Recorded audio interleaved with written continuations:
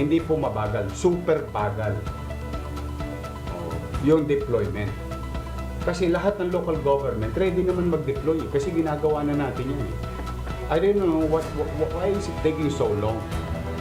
Hindi ko alam kung pinatutubuan pa nila sa kanilang refrigerator itong mga bakuna ito. People are not coming in. It's just that I don't have enough registrants. So hindi ho namin bubuksan yung vial hanggang sa hindi nabubuo yung babakun, yung grupo ng babakunahan.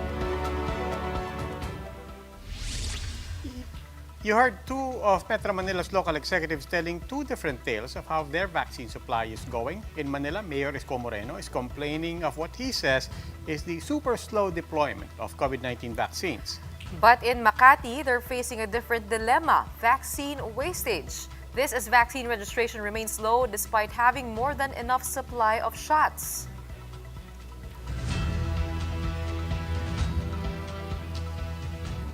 Good evening, I'm Gretchen Ho. And I'm Robbie Alampay. You're watching The Big Story. Pfizer vaccines were rolled out today with some Metro Manila cities getting first dibs. But while some cities are enjoying their share of the bulk, the city of Manila claims poor distribution is affecting their inoculation drive. Greg Gregorio has the big story. Julie Ann, a housekeeper at the Makati Medical Center, is the envy of her colleague. She's one of Makati City's recipients 5,800 doses of Pfizer and BioNTech vaccine. This should cover full vaccination of 2,900 recipients. Maraming naiinggit kasi ako daw Pfizer daw ako. Sabi ko okay lang yun, pare-pares ang vaccine eh. The LGU has already inoculated 55,000 residents, but 44,000 of those are first doses. The city has a surplus of vaccines for a still limited number of registrants. So hindi ho namin bubuksan yung vial hanggang sa hindi nabubuo yung babakun, yung grupo ng babakunahan. Papapagalitan kami ng DOH kapag mataas yung aming wastage at baka hindi na kami bigyan ng bakuna. Speaking at Kapihan sa Manila Bay, Mayor Abby Binay has urged more high-priority residents to get vaccinated. People are not coming in. It's just that I don't have enough registrants. Ang problema lang naman kasi is pag pumupunta yung senior or yung babakunahan, namimili sila ng bakuna. But if Makati has excess vaccines, Manila is facing a different problem, shortage. Hindi po mabagal, super bagal. Yung deployment. Kasi lahat ng local government ready naman mag-deploy kasi ginagawa na natin yan. Hindi ko alam kung pinatutubuan pa nila sa kanilang refrigerator itong mga bakunang ito. That I don't know. There must be somebody who's going to be liable. According to Mayor Isko Moreno, they have yet to receive new doses of Sinovac vaccines after the last batch of 8,400 shots in April. It was only Tuesday night when more than 7,000 doses of Pfizer were sent to the city. Noong makailan lamang, may dumating na 1.5 million na Sinovac na naman. Hanggang ngayon po, wala pa po tayo share doon. But the health department insists there is a system to be followed. We cannot give everybody at the same time. About 50 to 70% ang nakalaan sa NCR+, pero kailangan din natin bigyan yung ibang region. Kabotahe also notes that there are still many members of the A1 to A3 clusters that have yet to receive their COVID-19 vaccine. For News 5, Greg Gregorio, we are One News. What do these complaints say about the current distribution scheme of vaccines in the country? To discuss all of this, we have with us Dr. Maria Consorcia, Dr. Conky Quizon, a member of the National Immunization Technical Advisory Group, or NITAG. Good evening, Dr. Conky. Good evening, Robbie, and good evening to the viewers. Doc, so dalawang storya talaga to, no? Yung on the one hand, Manila is complaining of a shortage, sabi nga ni Mayor Isko, super bagal. Pagkatapos sa side naman ng Makati Mayor, Mayor Binay, she's saying, ang problema namin is not a lot of people are lining up and not enough are lining up to get our supply. So let's start with Manila. What could possibly be the bottleneck there that Mayor Isko will need to address? Well, first of all, congratulations Manila City. It means na maganda ang vaccine acceptance doon Kaya tipong nakakaubusan. As Yusek Kabutah said, nakaalat sa different areas sa buong Pilipinas. So we cannot say itong dumating na 1 million na to is for Manila City lang, yung ganon. So in all probability, kung ano yung nakaalat sa Manila City, nagamit na nila, hinihintay nila yung susunod. And hindi super bagal yung deployment. Nakakarating kagad doon sa dapat paratingin, kaya lang ang Manila City ay nai-inject, nakarating lahat sa braso nung kung ano yung allotted sa kanila. So again, congratulations Mayor Usko, but it's not really because it's bagal, but you were very fast and very good see. in Okay. injecting those who Oh. are supposed to be injected. So what you're saying, Dr. Conky, is because these look like two separate stories, but what you're saying is what reconciles both is acceptance. High acceptance in one, low acceptance in the other city. Right. So the low acceptance sa Makati on the other hand, parang ang sinabi nila is kasi namimili, which is yun nga sana ang dinidiscourage natin, ano? Pero on the other hand, hindi naman dapat masayang yung bakuna sa kanila sapagkat pumayag naman tayo na kung halimbawa hanggang dito pero naghihintay ng mababakunahan, then you go to the next priority list. Kung halimbawa, sige, na-exhaust mo yung senior citizens, wala pang dumarating, namimili, go to the those with comorbids, ganon. Okay, now, Doc, I'm just curious, the protocols at the level of local governments, bakit hindi nila mag-coordinate yung different LGUs and to say na, ito mukhang hindi namin ito magagamit before the expiration, kayo kailangan nyo pa, baka pwedeng i-diretso na namin sa LGU nyo. Is that possible? It's possible but not recommended because as much as possible, we don't want na biyahe ang mga bakuna. Okay. Kasi something can happen. Baka mamatay yung bakuna pag hindi tama yung cold chain management niya, hindi ba? At saka it's not as if hindi mangangailangan ng isa over the other kasi may priority list. What you can do nga is kung wala na o na-exhaust mo yung doon sa A2 halimbawa o bumaba ka na doon sa A3 and then so on down the line. Okay, maraming salamat po, Dr. Conky Quizon. Now, before reaching herd immunity, government is gunning to hit herd containment by September. Tonight's big number is 25 million. That's the minimum number of Filipinos that need to be vaccinated by the third quarter to reach herd containment. Now, this refers to a significant drop in COVID-19 hospitalization and deaths in the country after the inoculation of the A1 to A3 priority groups. The high target for herd containment is around 50 million vaccinated Filipinos. These are the other big stories tonight. COVID-19 transmission in the country might be on the downtrend, but some areas outside Metro Manila are having a spike in cases. Former Senator Antonio Trillanes has formally announced his intentions to run for president next year. After all, he says Vice President Leni Robredo is gunning to be governor of Camarines Sur instead. And is flag carrier Philippine Airlines finally surrendering? Sources say the airline has filed for bankruptcy protection. These big stories after the break.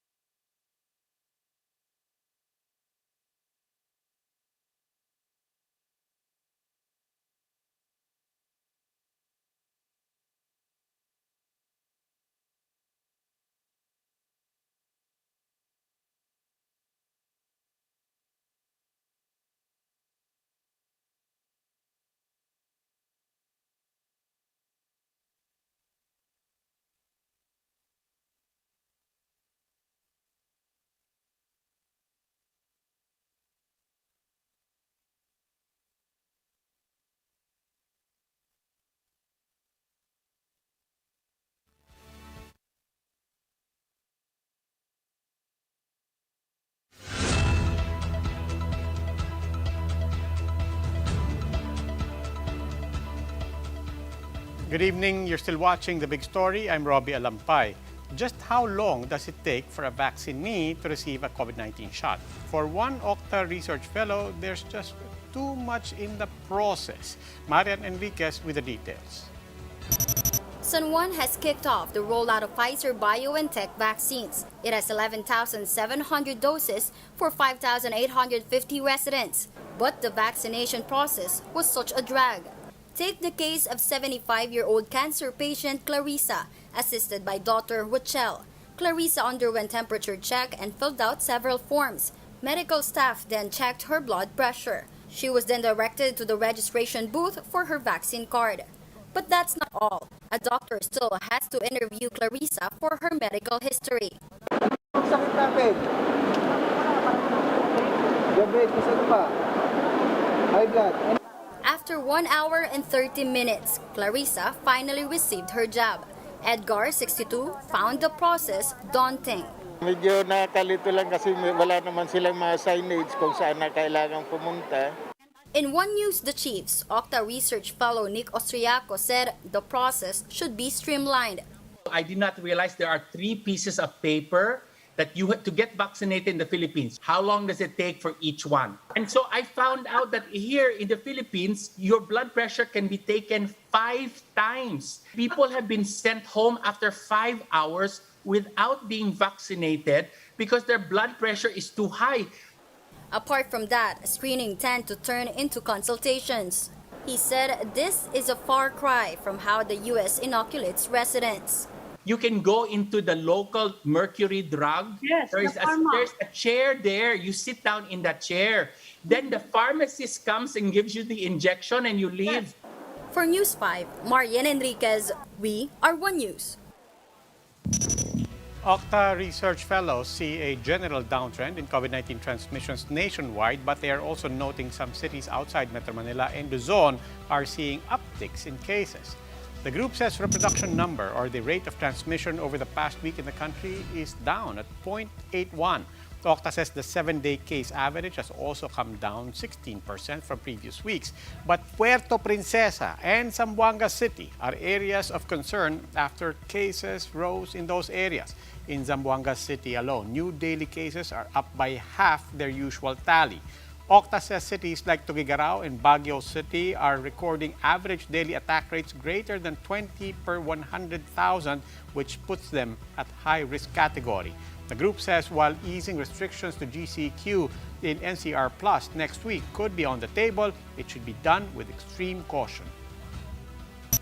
Ako, personally, I would recommend na if we ease restrictions, it should be gradual and calibrated. And also, ako personally, I favor keeping the bubble intact muna. With the change in the campaigning landscape due to the COVID-19 pandemic, potential candidates are urged to look at other alternatives as social media is set to play a huge role. Jen Calimon with the story. The filing of candidacy for the 2022 national and local election is set to begin in 5 months. For Rene Aquino, this is already the perfect time to introduce himself as a potential candidate. The 75-year-old retired teacher is vying for a city council seat at the 2nd District of Parañaque. His team has already started distributing face shields, face masks, and other COVID protection goods. He even conducted an online raffle via Facebook where 1,000 registered. Alam ko napakaaga, di ba meron tayong kasabihan na daig ng maaga ang masipag. Pero ang binibigyan kong pansin doon, yung pagtulong. Hindi maaga kung mga panya, hindi. Campaign strategist Professor Gerardo Eusebio says candidates for the upcoming polls must think of new ways to campaign during the pandemic. Going house to house and doing mass gatherings are a no-no. Paano ka makakakuha ng boto without even meeting that person, no? So probably, I don't know if we call it innovation, but siguro yung very good campaign propaganda through visuals would be one. Baka ibabalik ulit yung mga, alam nyo yung may ikot-ikot na mga jeep, yung mga ganon, kasi yun, hindi masyado nakadikit Kita sa tao yun. With the need to social distance, Eusebio said that campaigning through social media may be a game changer, but it also has disadvantages. Baka magkagulo, ma-overload yung ma-overload yung ating yung Facebook halimbawa with all types of people kasi will do that. But this might be the equalizer for candidates with resources and neophytes like Aquino. Before you can travel, ikot ka ng ikot, di ba? And then what you do? You use a lot of hotels, di ba? You use a lot of airplanes. Sa sitwasyon natin ngayon, maski may pera ka, hindi mo rin pwedeng gawin yun because of the pandemic. Comelec said they will allow online campaigning, but expenses are still subject for monitoring. Reporting for News 5, Jen Calimon, We Are One News. Former Senator Antonio Trillanes is looking to vie for the presidency under the Isang Bayan coalition. That is, if Vice President Leni Robredo decides to run for governor of Camarines Sur. But Trillanes admits to News 5 he is still unsure if Robredo will push through with a reported plan.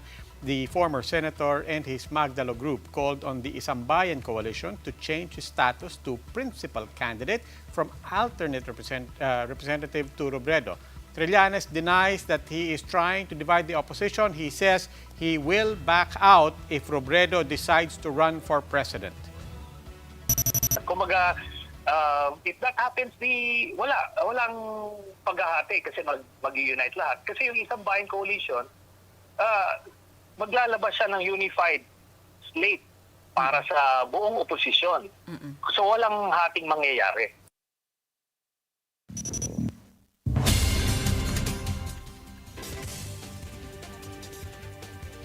Time for an express look at some of the day's big stories. The National Task Force for the West Philippine Sea reports that some 287 Chinese vessels remain within and outside the country's exclusive economic zones. The latest illegal incursions were reported around the Kalayaan Islands and other artificial islands put up by China. Health Secretary Francisco Duque is eyeing to recommend stricter travel restrictions on passengers arriving from the Middle East. This after the Philippines detected 2 cases of the B1617 variant from OFWs coming from the Middle East. Duque said he's now coordinating with the World Health Organization for the possible implementation of the travel ban. A magnitude 5.8 earthquake rocked the town of Abra de Ilog in Occidental Mindoro just a few minutes past 9 this morning. The earthquake was felt in various parts of Luzon, including here in Metro Manila. Intensity 5 was reported in Lubang, Occidental Mindoro, Calamba City, Laguna, as well as Calatagan and Calaca, Batangas.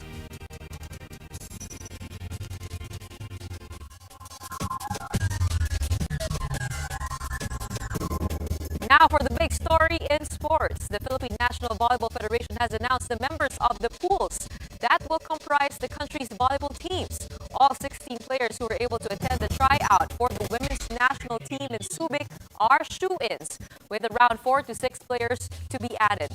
On the other hand, 20 men were named to the pool. 13 members were part of the silver medal team in the previous Southeast Asian Games. Meanwhile, 10 men and 10 women players will form the beach volleyball team pool. Time for another quick break. When we return. Is there truth to reports that Philippine Airlines plans to file for bankruptcy protection in the United States? The details of that after the break.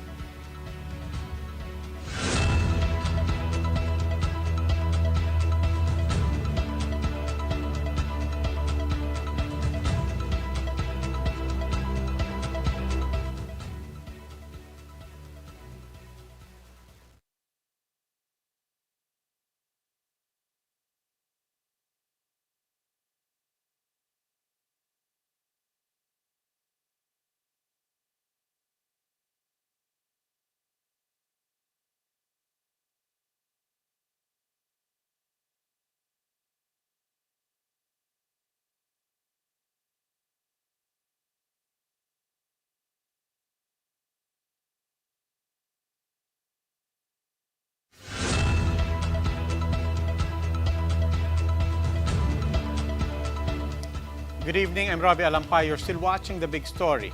The aviation sector has been badly hit by the pandemic. The impact is so substantial, the Philippines flag carrier itself is now reportedly looking to file for Chapter 11 protection in the United States. Gerard de la Peña with the story. After a 12-hour wait in the airport with his 3 kids, Paulo's flight to the Philippines from Colombia did not push through. The reason, a 2,000-passenger cap on daily arrivals in the Philippines. His family did not make the cut. Nagiyakan talaga kami sa airport since may mga batang involved. Hindi na ako mag-gamble kung papayagan man lang ako ng Manila o hindi. But it's not just OFW families that are getting affected by the travel restrictions. Airlines are barely surviving, and it looks like Philippine Airlines is trying to find a lifeline. According to reports by Cirium, a data analytics firm on the aviation industry, the flag carrier has notified its lessors that it eyes to file for Chapter 11 bankruptcy in the US, a common move for debt-ridden companies.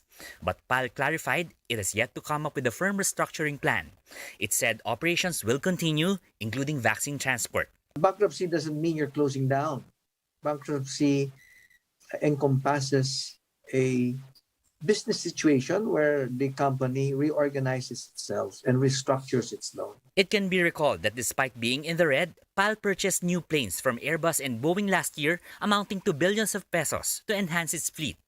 PAL bled due to COVID-19. Losses mounted up to 7.6 billion pesos by the third quarter of 2020. It had to let go of 2,300 personnel. Industry experts say the flag carrier's unfavorable financial position has serious implication on the country's economy. Kung gaano kalakas ang aviation industry, ang travel industry mo, pwede mo siyang i-compare sa ekonomiya ng bansa. If your flag carrier, your main carrier is on survival mode na, basically, ang Chapter 11 kasi hindi na rin survival mode. Chapter 11 is basically surrendering mode. Humihingi ka na ng tulong sa gobyerno. The sector is pegged to have an accumulated loss of 65 billion pesos. It's now asking for help from the Finance Department to provide guarantees to creditors. For News 5, Gerard de la Peña, we are One News.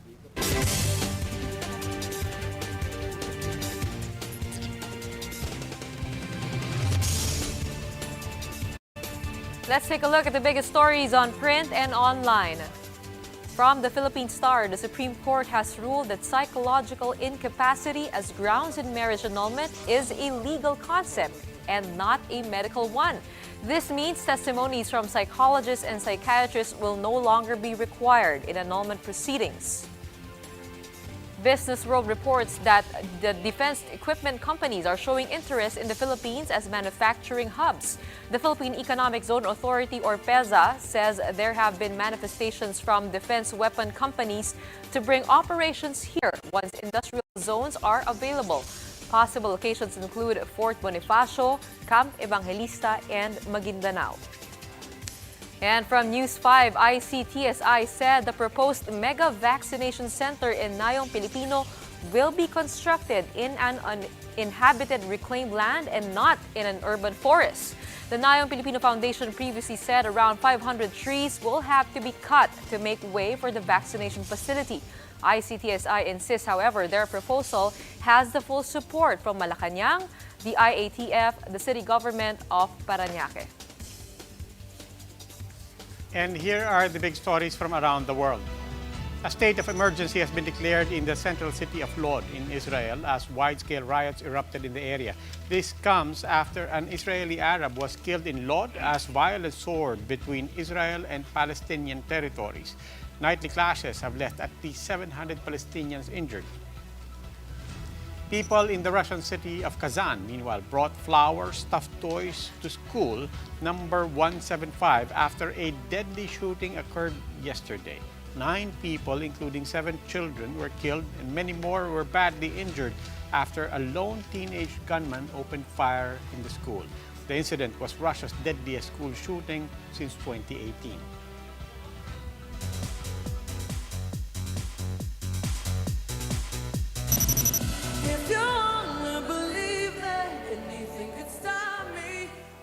This year's Brit Awards in one word, woke.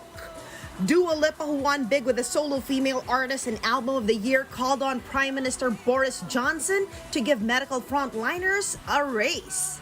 Because it's very good to clap for them, but we need to pay them.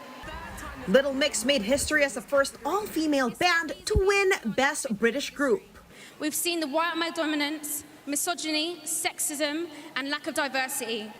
Taylor Swift, meanwhile, took home the Global Icon title. The award had also been conferred on Elton John and David Bowie. Taylor reminded fans that world may be cruel at times. But just please remember that you have the right to prove them wrong. Other big winners include Billie Eilish, The Weeknd, and Harry Styles. The Brits 2021 has an audience of 4,000, 2,500 of whom are health workers. Attendees weren't socially distanced or in masks, but they must be negative. The event was part of a COVID research on resuming public gatherings in the new normal. For News 5, MJ Marfori, we are One News. Meanwhile, Moira de la Torre opens her song Tagpuan with Di Ko Inakala. Well, the lyrics may have just captured the public's feelings toward her now viral video. On TikTok, a certain Ate Chona posted a video of Moira performing in an undisclosed event. She was, you can see here, dragging a life-size plastic barrier on wheels, essentially a body shield.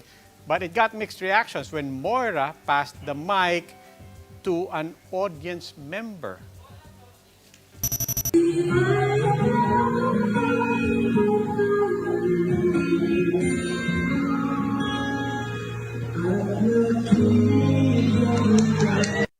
So I woke up this morning and that was the first video that I saw. I kept on laughing.